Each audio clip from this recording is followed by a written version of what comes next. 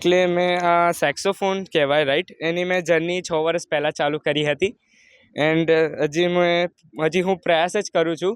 તો 6 વર્ષ થયા મને લાગતા પહોંચ્યો છું. તો વડોદરા ગોટ ટેલેન્ટમાં મને લાગ્યું કે હું સારું પરફોર્મ કરીશ, તો હું આવ્યો છું અહીંયા.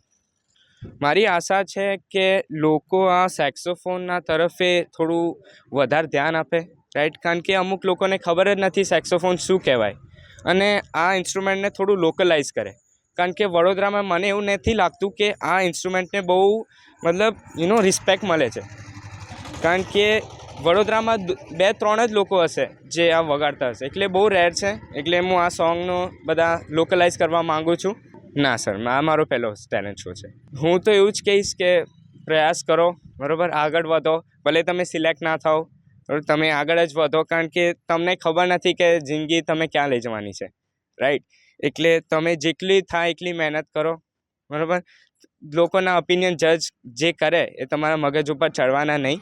સારા હોય એ જ લેવાના, અને સપોર્ટ મળતો હોય તો એને લેવાનો જ. મેં હુલા હૂપ પર અને મેં હુલા હૂપ ડાન્સ કર્યો. મેં ઘરે એની પ્રેક્ટિસ કરી હતી ને એમ તો મને 2-3 દિવસ પહેલાં પ્રેક્ટિસ કરવાનું થયું હતું, કારણ કે મારી બીજી એક્ઝામ્સ પણ હતી. એટલે 2-3 દિવસમાં પ્રેક્ટિસ કરીને આજે ઓડિશન આપ્યું. એકચ્યુઅલી મારી ડોટરને આ રીતની એક્ટિવિટી જે મતલબ ડાન્સ છે કે એમાં ખૂબ ઇન્ટરેસ્ટ છે. નહીં, આ સારું પ્લેટફોર્મ છે, અને જેણે પણ આયોજન કર્યું છે એ ખૂબ સરસ આયોજન છે, અને બાળકો માટે આ બહુ સારી વ્યવસ્થા છે.